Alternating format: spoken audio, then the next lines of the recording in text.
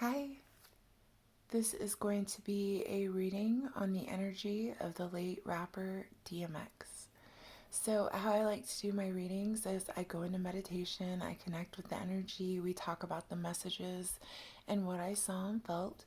Then I look at the astrology. Now, when I do a reading about a personal person like this, what I do is I interpret their birth chart astrology. Then I do the tarot card reading.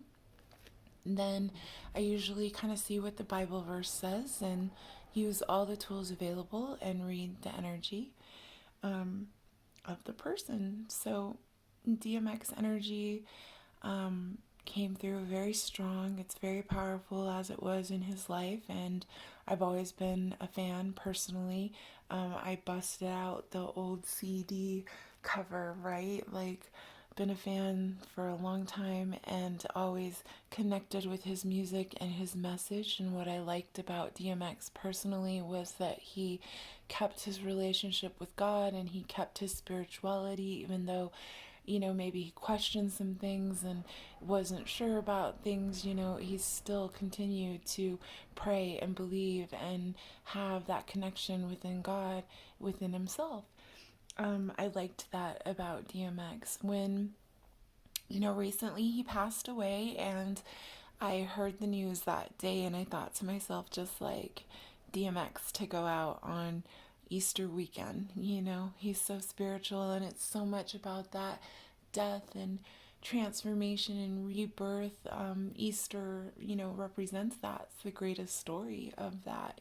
So leave it to X, and when I heard he was in the hospital, I immediately felt like he's not coming back, y'all. Like, he's on the other side and he's gonna stay there, and I'm not ready for him to go, but I don't know. Then maybe I could be wrong and maybe miracles could happen. And unfortunately, he did pass away, and here we are. So I went into meditation today, and actually a big X kept coming through, and I thought to myself, wow, DMX energy coming through. All right, let's talk about it. What's up? Like, I've always been a huge fan. um I am Gen X. I grew up in the old school. We're going way back here. And I'm a huge rocker. Anyone who knows me personally knows that I'm a huge rock fan. And I'm talking, hardcore rock. I like, Deftones, Tool, Alice in Chains, Korn, Slipknot. I'm hardcore rock. But I did grow up in the 80s and the 90s, and I did like rap music back in the day because I liked that hardcore gangster rap. Now, times have changed, and I ain't spit on no one's game or success. Good for Cardi B and Megan Thee Stallion, and what's the new kid, Little Nas X, right? Like, okay, good for them, but it's not really like the type of R&B and rap that I was used to, and it really started changing towards the late 90s. And when X and Rough Riders hit the scene, it was more like taking you back to that hardcore rap, that hardcore gangster rap, telling that story that I could kind of relate to, that I understood. I'm not feeling that with Little Nas X. Like, actually, good for him and everything, but like I said, I forget that like stripping is supposed to be some kind of sinning stuff, and you're like mad about nudity, and this kid shook up the whole system with his devil shoes and on a stripper pole going down to hell. What? Are you trying to tell me there's no strippers in heaven? What the fuck? I hope not. There better be some strippers in heaven. Okay, what? Anyway, so all this bullshit. And I'm just amazed because I don't know. I don't listen to the kids' music. I saw the controversy. It's catchy beat, whatever. But I'm from the generation of Ice Cube and, classic Tupac and Biggie and stuff. I love Do or Die. My favorite rapper is Nas. I'm from more of that time. Even the girls, okay, Cardi B and Megan, great, good for you, do your thing. But my generation was more in the girl rappers were MC Light, Salt and Pepper, Spinderella, Queen Latifah, they weren't really doing what these girls are doing, and they weren't really talking about what these girls are talking about nowadays. And so I'm just old and I connect with the older generation.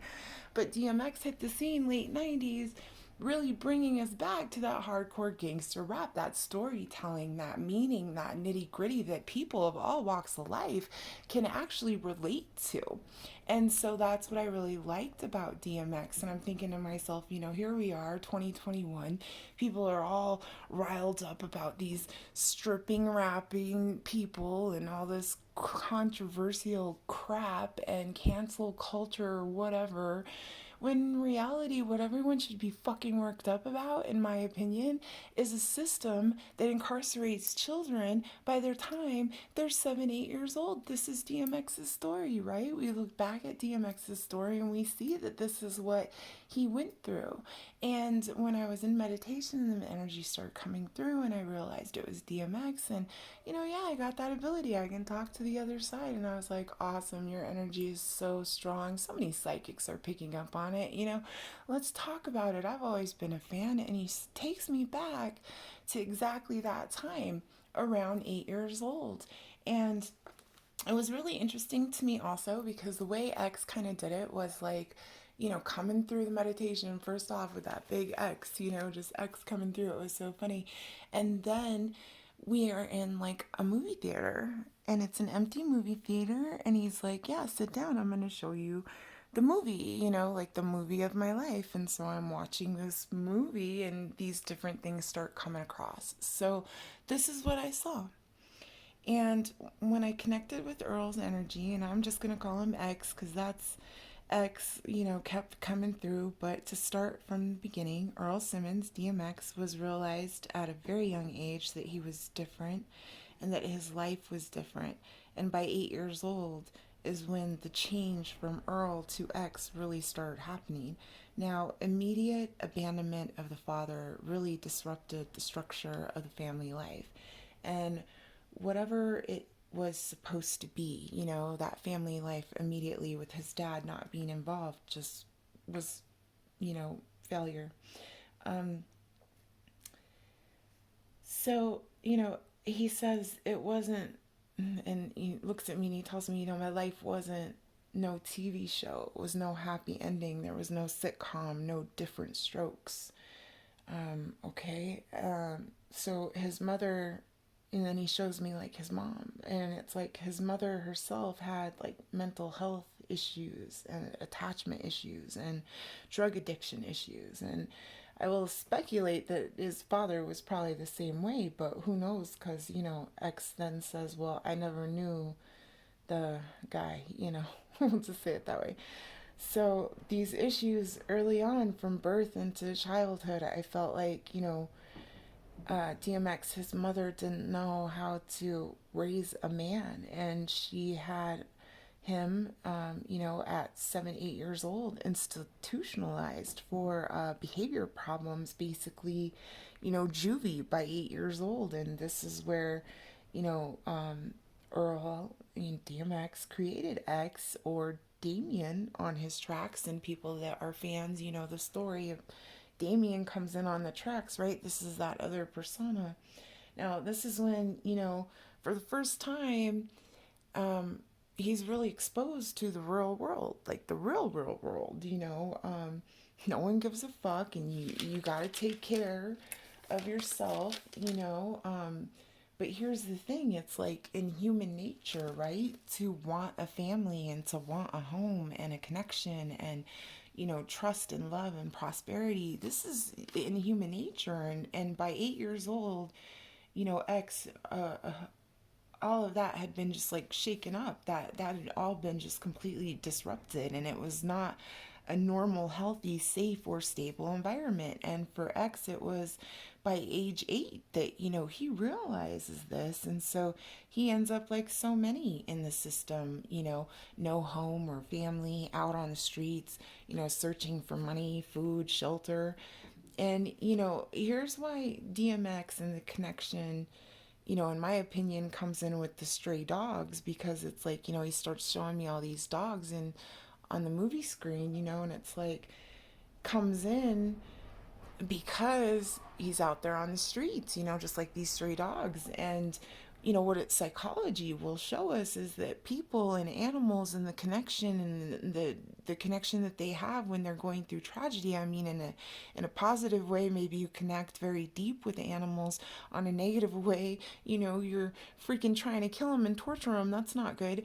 But for X, he really connected with the stray dog in a way because he understood that he was, himself like a stray dog, out there on the streets. And yet so loyal, right? They're so loyal. And so, we also see that, like, because, well, this is what I was seeing in the meditation. He's showing me all this on the picture screen. And what we're seeing is that, like, after the stray dog connection, he spent a lot of time on the streets, in and out of incarceration, in and out of, apartments, baby mama, whatever the fuck is going on, and not really having that, like, steady, like, home structure and stuff. And, you know, he spent a lot of time on the streets. And what do we see in psychology again with homeless people? And you see the experiments, you see all the fucking videos of people like, oh, look, the homeless guy takes just what he needs, to where the rich guy in the Mercedes is taking it all. You know what I mean? Like, it's what it always is. And when you're on the streets and you learn that and you spend time being homeless and everything, you really have more and you care more and you give back in a different way. And if you notice, DMX throughout his career, I mean, he was never that flashy rapper. I never remember a time where I see DMX with two chains and a fucking grill and a Lamborghini. You know what I'm saying? Like, no, not really. He never really rolled that way. He gave it a lot away. And I think that there are even people that have said that, but he's showing me this, like, I was never that kind of guy. It mattered to me, but it didn't really matter to me, and when I had it, I gave back, as long as me and mine had enough, I gave back.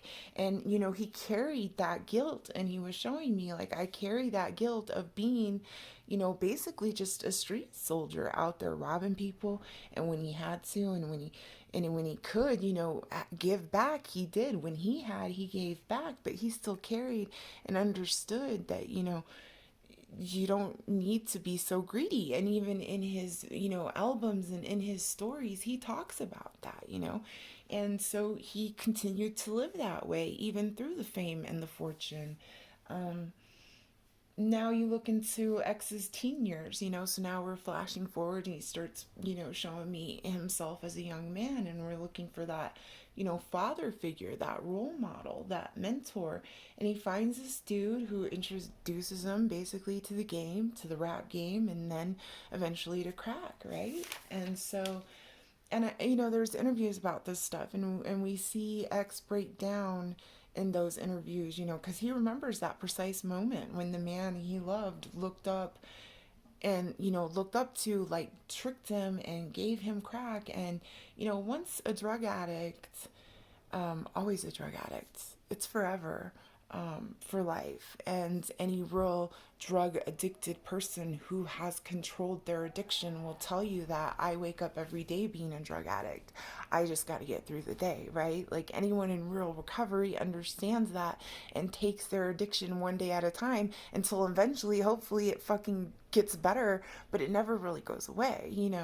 And so he's showing me this, so here comes my mentor. I'm out there on the streets trying to survive. I'm learning the rap game. They're showing me this, they're showing me that. We're smoking weed, hanging out. I'm looking up to this guy. He gives me crack, and that's it. It was over at that point. That's his drug addiction. Now, this affected him, like I said, and he flashes the interviews of that moment that he talks about how it affected him. And this is my opinion. Okay, so now we're going to talk about my opinion, because, for him, it's like, why did they do this to me? Why did they do this, kid? Well, in my opinion, why did they do this to this kid? Because that's the fucking street game, right? And when there's no foundation and there's no stability and there's no love, and you're out there on the streets, surviving, looking for family, and you've been in this situation since you were fucking 8 years old. And guess what? Here come the thugs, and here come the drug dealers, and here come the pimps, and here come the fucking baby mamas. And listen, I'm not talking about the mother of your child. I'm not talking about the father of your child. I'm talking about that lazy ass, no good motherfucking baby daddy of yours. I'm talking about that crazy ass bitch baby mama of yours. Okay, that's what I mean when I say here come the fucking drama. Here come the baby mamas. And yeah, and why? Because that's the fucking streets. Always. And guess what? The streets always need more fucking soldiers. And this is what's been going on forever in the fucking ghetto. Everybody knows that. And this mentor, saw X just like a predator. That's the energy I got. He saw X as a talent and potential and exploited that, because it's what OGs in the fucking street game do. Like a pimp trapping a girl to be his hoe. You get them to trust you and you get them hooked on drugs. Now they're dependent on you for drugs and for survival. And then they exploit your talent, which, for these girls, they exploit your body, whatever. This motherfucker knew what he was doing. He knew what he was doing when he gave Earl, 14-year-old Earl, aka, freaking X, DMX, Dark Man X, that's what that stands for. He was 14 years old. He changed him. What for? To control him and to keep him chained to the fucking streets. That's what they do. And whether it's intentional or not, even if it was just like, this is how I know how to survive, kid. This is what I've always been shown. I've been shown the game. When I was 14 years old, some OG took me in and, let me spit game and, gave me crack, and then I could spit game faster. And then, that's how I survived in this game. Even if they don't intentionally mean it, it's just a cycle that continues to repeat. And unfortunately, X got caught up in it at 14 years old. So already he's institutionalized. He's in a fucking system, 7, 8 years old, abandonment issues from the father and the mother. Now you go into the teenage years looking for that father role model, looking for, somebody to look up to, and they manipulate you the only way they themselves have been taught, or, just because that's their own fucking badass energy and demons. And so they get you hooked on that shit, keep you chained to the fucking streets. Now, that part, as I said, was just my opinion, but after what he was showing me, I was like, and I never shut up. Like, I talk to people even when the veil's lifted and I'm on the other side. Let me tell you, I'm like, look at this motherfucker. You know why he did this to you? Anyway, so we're having a conversation about it. And DMX, as a father, he starts showing me all his children and all these different situations with his kids, and, just father love. And he says exactly that. I love all my kids. And I feel like and felt like he really did love his children and wanted to know his children and wanted them to know who he was. But he didn't know how, to be a father. And like he told me in the beginning, I never knew the guy. So how, I don't know.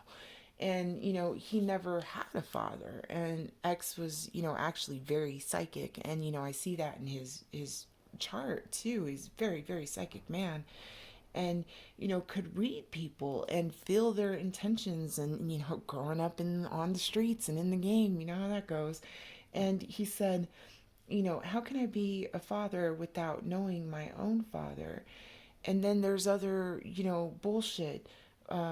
My daughter's mother, and he's shaking his head and he's like, that fucking bitch is a piece of work. And, that's his words. And I don't know the details, and, but I know that he was expressing to me that he loved his children. He claimed them all. He was, proud of them. He provided for them as best as he could, and still was a man on his own journey. But he loved all his kids, and he makes that very clear. And, I don't want to talk about people's kids or whatever, but listen, no parent is perfect, and not all kids are sweet little fucking angels either. And I'll just leave it at that. But, he loved his kids, and he was the best father that he could be. And he has no regrets about his kids. Now, that's the story I was told and shown through the meditation. And then quickly it just kind of all flashes back. And like I said, we're like sitting in this movie theater. He's showing me all of this on a movie screen, and the old interviews and stuff start going around and around on the screen. And, as DMX and, God walk me through this story, I'm then taken to, you know, one of like his album covers, kind of portrait stance there, and he's shirtless, and you see the one love tattoo very clearly, and he's standing there, with his hands in prayer, and his head is bowed, and so he's showing me like I'm standing there, head bowed, hands in prayer, and two things start growing out of the shoulders of his back, and on the right shoulder and on the left shoulder, on one shoulder there's a dragon, and the other side grows into like a snake, and it's just sitting there. And I'm like, whoa, you were like a torn man. You were like a torn man in three different ways. There are three different personalities coming out in this man, which is kind of funny now that I look at it. Like, three, I promise you, there's three different, egos and personalities and character creations within him. There's him there praying, Earl, there's the dragon, there's the snake, this all contributed to that drug abuse, to that psychic ability, to that survival skill, to that absolute talent, to the strength, to the fire that was DMX. Say what you want about DMX, he came out like fire, and the funny thing about it is, to him, he was like, Rough Riders, yeah, glad y'all like it. But he had done so much stuff. He was a writing machine. He had so many albums. He had so much, street battles and talent and shit out there. Some recorded, some not, him and Jay-Z with the battle shit and everything going way back. Okay, whatever. Wow, you know what I mean? This guy had a lot to say because he always understood at an early age that life was precious, not to be taken for granted, a fucking struggle, hard for everyone in whatever way, and he was here to talk about it. He was here to shake up that system. He was here to say what he needs to say. He was here to question shit. He was here to bring that a message along. And what happened was that rawness, everything that I just said, is exactly what real people really fucking, connect to. They understand that. But, he shows me that dragon and that snake, you know, now, you know, become these beautiful angel wings. And they're big and they're bright. And he's finally able to lift his head out of that prayer. And this bright light just surrounds him. And his soul is like finally free. And his questions are going to be answered. The truth will be revealed, he says. I don't know what that means, but then he shows me, we're back in the studio. And now we're like out of the movie theater and we're back in a studio.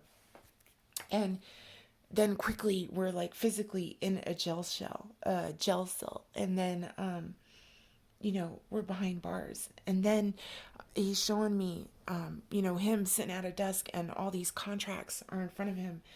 And, he's signing contracts and he's signing contracts and he's signing so many contracts. And these are all like real, legal contracts. They're soul binding contracts. And as he keeps signing papers and papers of these contracts, as he's sitting at a table, all of a sudden I see drops of blood coming out the pen on the line. Okay.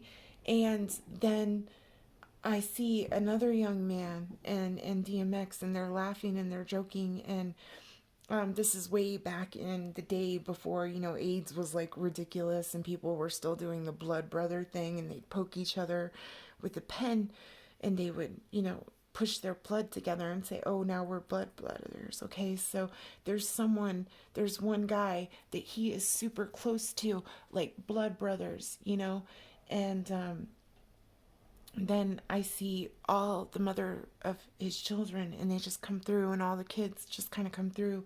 And I see that they are also involved in these contracts, legal contracts, soul contracts with these people, with these children, with these baby mamas, with these, companies. Like I said, they were just coming and coming and coming to the point where he's just signing and signing and signing. And all of a sudden, you're signing your fucking with blood.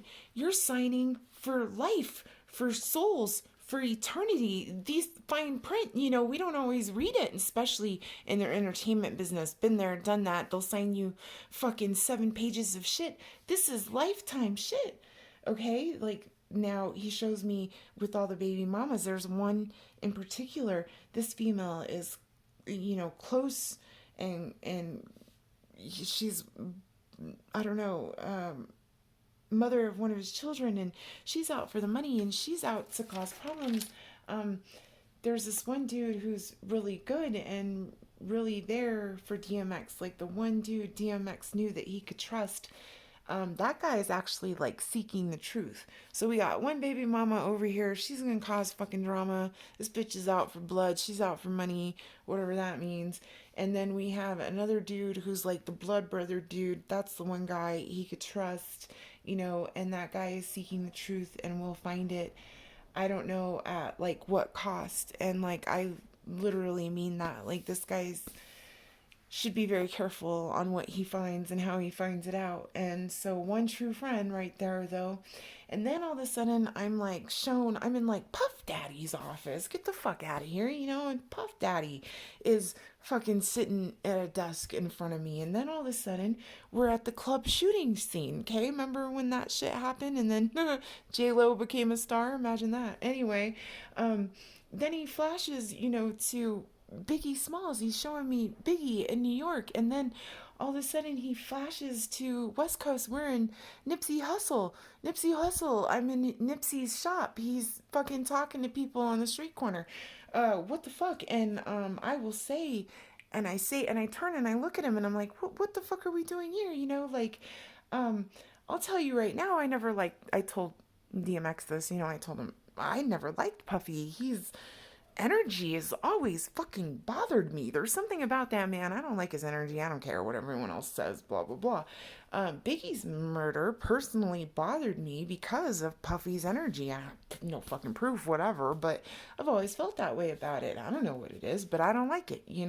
And then I said, and I've always believed from the moment that it happened that Nipsey was, a marked, call me conspiracy crazy government hit, like, in, you know um yeah, I don't know, Illuminati, whatever the fuck you want to call it. And I'm not the only psychic that picks up on these things. I'll fucking pick up on this shit, and so do other people that have the same abilities. They're like, oh yeah, that was not a fucking suicide, like, that was not a fucking accident. I felt that way with Nipsey right away. I don't even listen to Nipsey at all. I don't listen to any of his music, but what I do know about the man was that he was doing amazing things, beautiful wife, right? Good father, all that shit. We can't have that out in our community. We want to keep you in the ghetto. We want to keep you stuck. We want to keep you chasing some fucking lap dancing stripper dream. Not that there's anything wrong with being a stripper. That's not what I'm saying. I'm just saying, this fucking crap. Instead of the reality,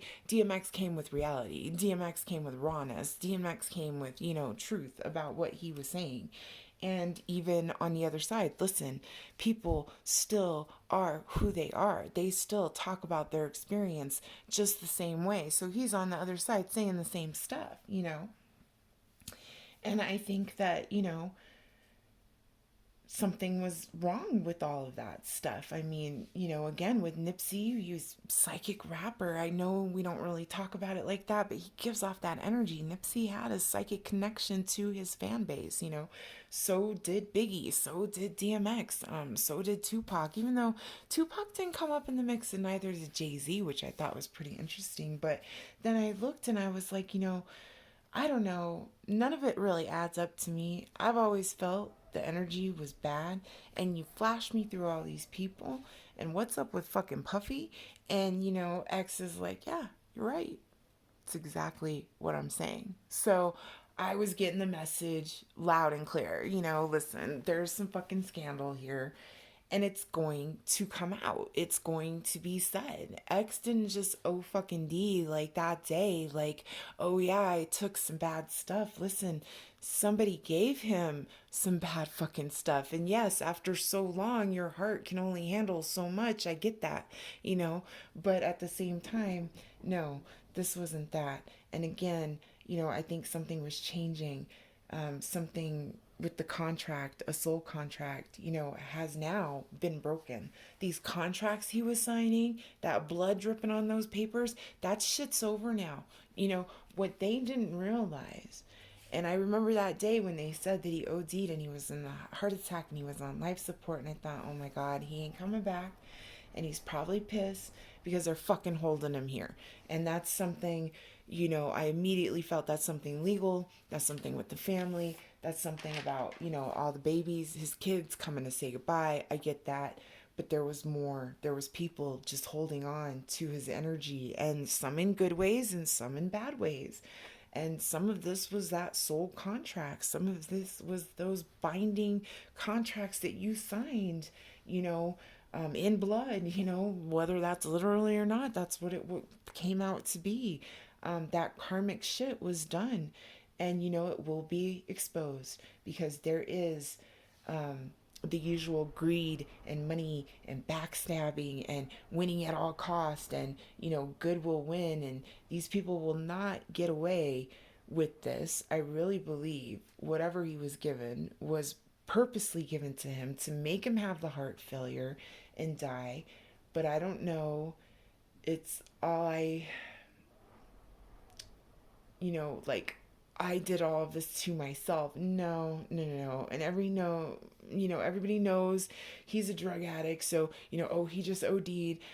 No, there's more to that. And, people know there's more to that. And I think X had he stayed alive was going to expose something, was going to expose some people, was going, to some reality on this world. He's about to put some shit in reality in this world and the rap game and what's really going on, as were rappers like Biggie, as were rappers like Nipsey, and what they do, they like got rid of all these guys. Like, he's not lying about that, I do think that there's a connection there. But I think it's going to get exposed anyway. But keeping him on life support was, not okay. Listen, let's be for real. Death to X was a fucking death wish anyway, okay? Like, and so much of his energy was tired. He was a soldier and he kept that connection to God while living in hell and dealing with devils, surviving a painful life, people relating to that pain, loving DMX forever. It's in a way of more love than he ever had in his whole life, and he's grateful. But that rise and fall, that pleasure and that pain, that love and hate, that heaven and hell, man, it was all the energy that he experienced. It's all the energy that we all experience and we take and we become throughout it all. And, like I said, X went out on Easter weekend, man, just all about that death, birth, transformation, just amazing and so spiritual. And I thought to myself, he ain't coming back, man. He wanted to be over there, and I want him back, and I'm not ready for this world to be without DMX, But the reality was, on Easter weekend, DMX, in my opinion, was murdered, hospitalized, and went on the other side and wasn't going to come back once he got there, because he realized this is what he was connecting to through life, with all that psychic energy, with all that struggle at such a young age, going through what he went through. There's more meaning over there on the other side. His energy is more powerful on the other side. Um, you know, I will say over and over again, physics tells us energy cannot be created or destroyed. It just changes forms. This is not my opinion. That's the fucking law of physics. You know what I'm saying? That's what it is. So if what we are is just energy, and we change forms only from this body to the other side, to another life. His energy, look how powerful it was here in this earth bound, freaking couple levels above hell fucking energy. Imagine what it's going to be like now that his soul is free and those wings are on his back and he is lifting his head out of prayer and falling, and no longer falling, but flying into what he needs to do on the other side. This is not good for them. Whoever is of ill will, whoever planned this, whoever had something to do with it, whoever tried to hold him back had something to do. They know who the fuck they are. Um, it's going to come out one way or another. And, DMX, Earl Simmons, was really able to connect with so many souls because so many people understand and live the same kind of life, the same kind of story, in one way or another. And his energy will always live on. And it lives on in his music, and it lives on in his poetry, and it lives on in his preaching, and it lives on in each and every one of us who are fans. And, his energy lives on, and so does the seeds that he planted, man. And these people will be exposed for their bullshit eventually, someday. And I just say, let's continue to pray, right? Like X would want us to. So that's what I saw when I connected with DMX in meditation, and he walked me through the story of his life and his death. And now we will talk about his birth chart. So let's get into that. So, as I said, now we will look at the birth chart of DMX, and we will talk about his astrology. So, DMX, born Earl Simmons, he was born December 18th in New York. He's 50 years old. We don't have a time of birth. So they have him as a Sagittarius sun and a moon sign Virgo. His Chinese astrology, which I thought was really ironic, is a metal dog. And his numerology birth path is birth path number 11. Now, I go through his chart and I see all the planets and all the alignments and I see what each one means. Now, Sagittarius sun, traveler, that worldwide philosopher, that head in the clouds, feet on the ground, energy, attractive, physically fit, always on the go. Um, that kind of totally describes him, right? And of course, in the later years, he was slowing down, but Moon in Virgo, earth sign, this is all about work, health, diet, home, the perfectionist, the psychic ability. That's where it comes from. That moon in Virgo. Geez, Virgos are some psychic people. And shy, introverted, yet organized, analytical, practical, organized, wanting a detail in life. Absolutely. Mercury was in Capricorn. Mercury, his planet of communication, Capricorn, earth sign, teacher, writer, logic, opinionated, engineer type of mind, structure, ability to create structure, just throughout life and achievement, and a risk taker. Venus, planet of love and comfort. His Venus was in Scorpio, water sign, Scorpio, all about that death, transformation, rebirth. Through his relationships, lots of that death, transformation, and rebirth. Deep love connections, passion, sexual energy, and a desire for relationships with potential. Mars, planet of aggression, his Mars was in Scorpio. Again, more death, transformation, rebirth energy. I seen that Mars in Scorpio and I thought to myself, oh my god, tower energy, destruction of false foundations throughout your whole fucking life. Holy shit, that's intense.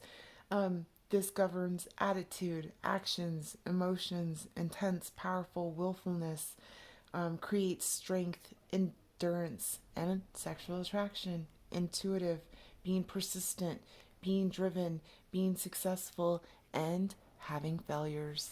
So, you see throughout his life story too, all those ups and downs and things like that. This is where the energy comes from. Um, his Jupiter, the planet of luck and good fortune, right? His Jupiter, again, Scorpio, more water energy. Jupiter and Scorpio, the watcher, the psychic ability and luck. There you go. More of it. It was real heavy in his chart. Sometimes defensive, sometimes stuck in your ways. Um, Sometimes you'll take the risk that actually ends in disaster and you will deal with a lot of drama, but you deal with drama well. And there you go. That's in his Jupiter, right?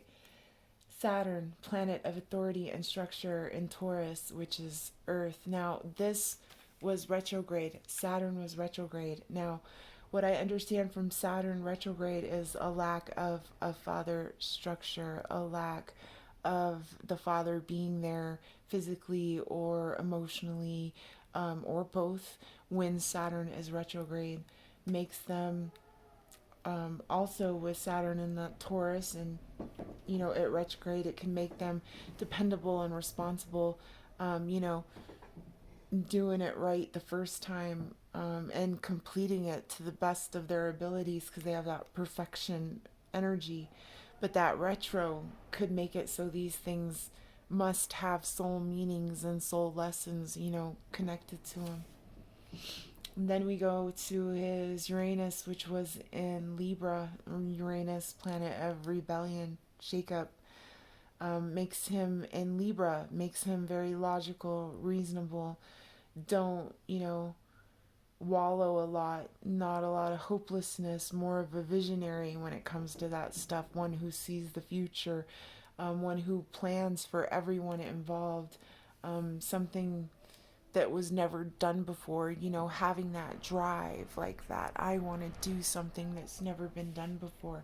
Uranus and Libra. Neptune and Sagittarius, this is all about, instinct, illusion, spirituality.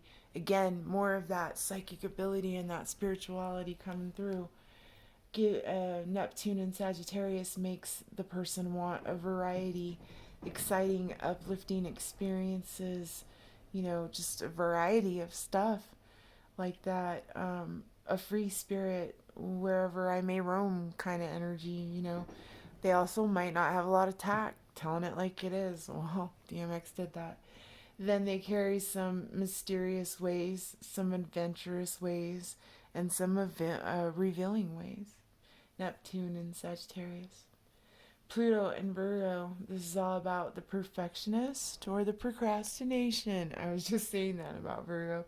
And when it's in Pluto, it really highlights that energy. Um, Pluto Virgo don't like change because it's so planned out. I have to have a structure, I have to have it planned out. Sudden change can be a problem and seen as insecurity. And, they're kind of shy and soft spoken behind the scenes. And, it reminds me of, like I said, those three personalities, right? You can kind of see it even with this chart and how it would come out. There's that shy part, there's that planner, builder, I'm here for the community to do everything for everyone. There's that, nope, let me just fucking tell it like it is and be raw as fuck. It's all there, and it's all there in his chart. North Node in Aquarius, that is a lifetime of trial and error. Chiron in Aries, that is healing the ego, the anger, the aggression. And the person may feel that there's a lack of core, within themselves. There's doubt. There can be unsure of themselves at time. And, his dominant signs are really the earth, the fire, and the water. Very, very interesting to see how the energy, even within the person's birth chart, continues to tell their story, that they will have, this energy come through with them in this life. and beyond. You know, this is the lesson that he was here to learn, and there's still more to be exposed. I do believe that. I think we'll find out more as time goes on, and I think there is connection to all these very influential, storytelling, artists and people in the industry that have suddenly died, and because their life has been on a spotlight and we know about their personal struggles, we just say, oh yeah, that person is, known to be depressed and using drugs and this and that and blah blah blah. And sometimes, yeah, they really did commit suicide. Sometimes, yeah, they really did OD. Sometimes that shit was absolutely planned. Somebody didn't want somebody saying something else about somebody else, and society just brushes it off because, oh yeah, here's a great example. Epstein committed suicide. Get the fuck out of here. uh you know um Whitney Houston and her daughter, both. Come on now. Find them in the same freaking position, the same way. They don't even get creative about it. I, to this day, refuse to believe, Chester hung himself from Lincoln Park. Come on now. Like, there's just some things that I'm just like, whatever. And then on the other hand, you see all these other people just being exposed in different ways. But we are going into the age of Aquarius, and a lot of this is happening. And I have said recently in an Age of Aquarius reading, exposing Jeff Bezos and Amazon and all their corruption, this stuff is going to start coming out. These people in politics, in money, these billionaires that are secretly running the world, and these people in the entertainment industry that are, catching these kids at a young age and having them sign stacks of fucking contracts to the point when I will never forget that. Those contracts just kept coming. He just kept signing them. And that blood just started running down that pen onto that paper. It was like, this is karmic. This is soul contracts. This is binding for lifetimes. I literally sold, you know, a part of my soul. I will never say, yeah, you sold your soul. No, a part of it, yes, and maybe not even willingly, maybe somewhat willingly, maybe, unknowingly, maybe all of that, but what will happen is it will be exposed. And now, especially through the age of Aquarius, and as I said, look at it. They're not even they don't even get creative. They're just sloppy as fuck. They just do these murders one after another and people don't question it. Yeah, right. Something's gonna start coming out. So we'll see. Let's see what the cards have to say for the energy of DMX. Sagittarius, Virgo.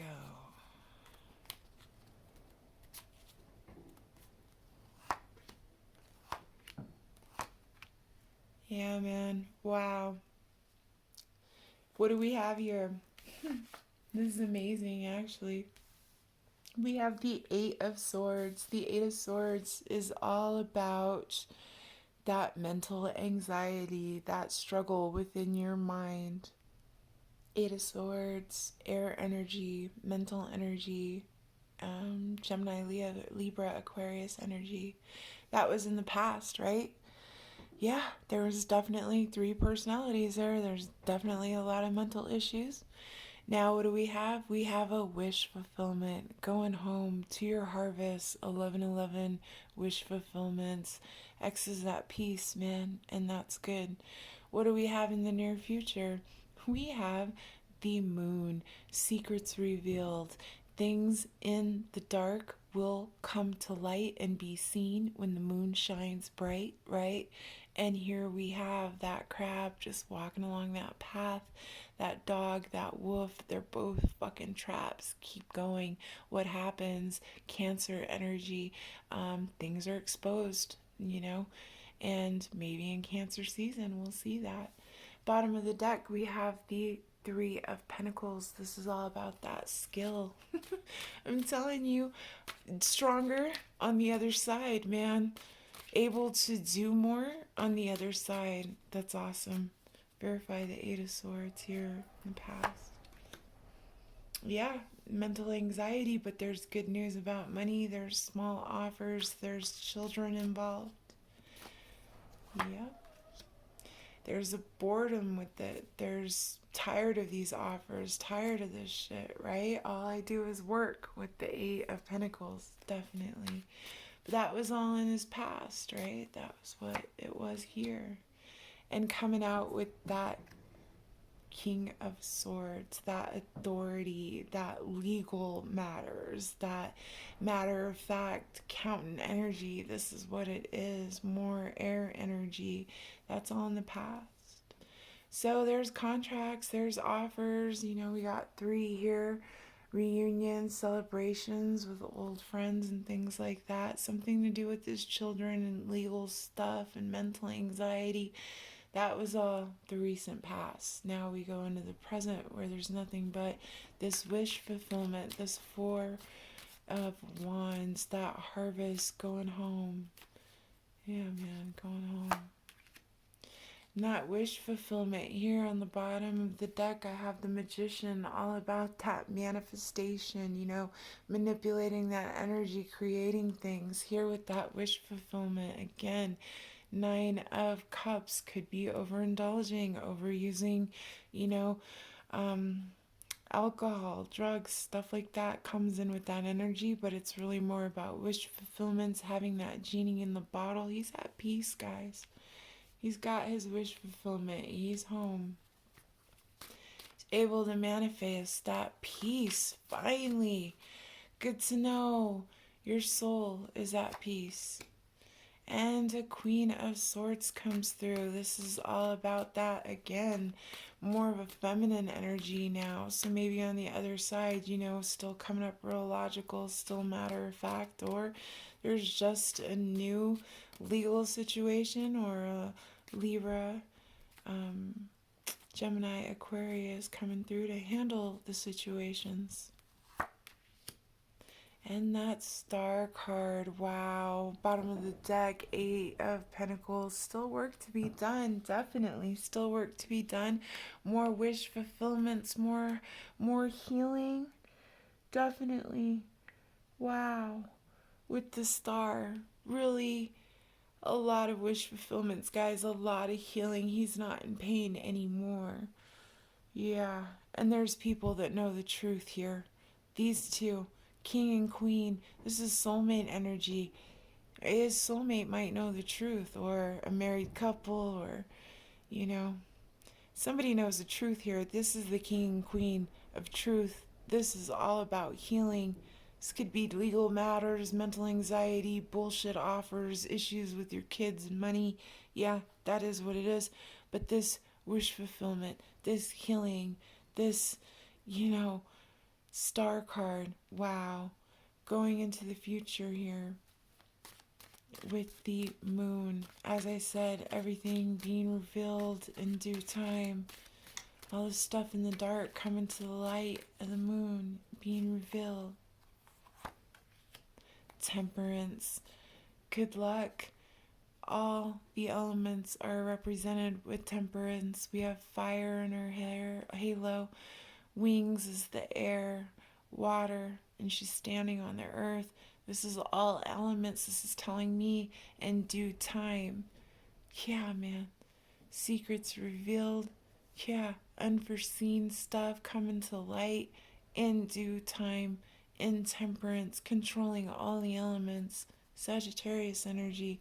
Bottom of the deck, Five of Pentacles. Somebody might be left out in the cold there, feeling a lack. But it's all going to happen in due timing. There's a lot of burdens here.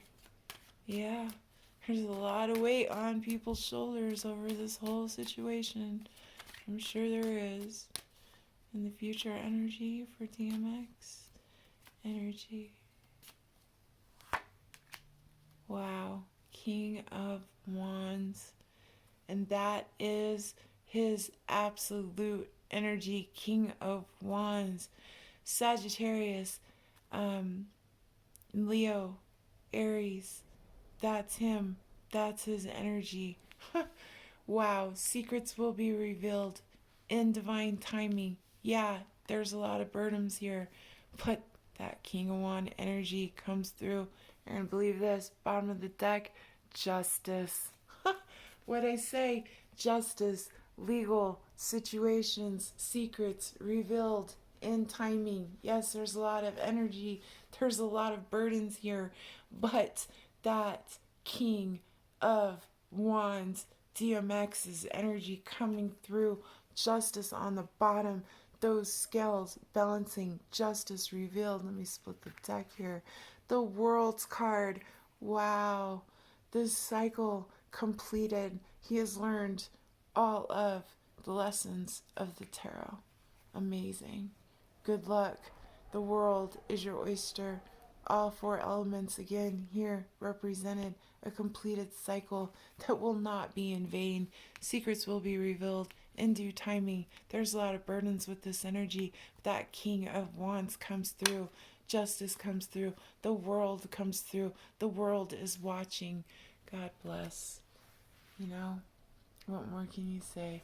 God bless DMX and his message and what he brought to everybody that his music touched, everybody that knew him personally. What an amazing energy this man had. The talent, the messages, everything. It's definitely not in vain. It's definitely going to reveal more that we can't see right now. Amazing. Now, last I did get a Bible verse from the Bible, and I just opened the Bible, and what came to me and what stood out was here, and we are in Psalm 59:1. Now, underneath it says, the assured judgment of the wicked. Deliver me from my enemies. Oh my God, defend me from those who rise up against me. Deliver me from the workers of iniquity and save me from bloodthirsty men. And I just felt like that is a beautiful passage. And X just came through with one more message, just showing me exactly what he's saying. You got it right. Exactly. That's what I'm saying. You're understanding the message. And it will be revealed. It will be shown to us more of what needs to be shown and talked about and revealed, and it will come out in due timing. But I don't think his message is done, and I will continue to say that I believe there is a connection with a lot of these rappers and entertainment people that just we're changing, we're making a difference, we're exposing, we're reaching more people, and they don't want that. So here we are, but I don't think you're going to be able to stop DMX from still spreading his message. He's on the other side. His energy is stronger, faster, going to do more, going to expose more. Even there's a soulmate energy here. Somebody knows the truth, and the truth will be revealed.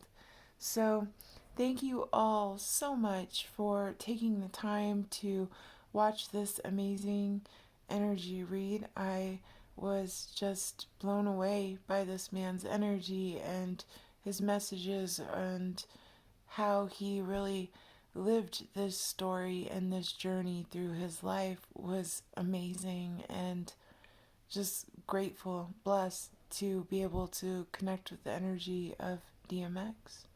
And thanks so much for watching. I appreciate you guys. Have a good night. Bye.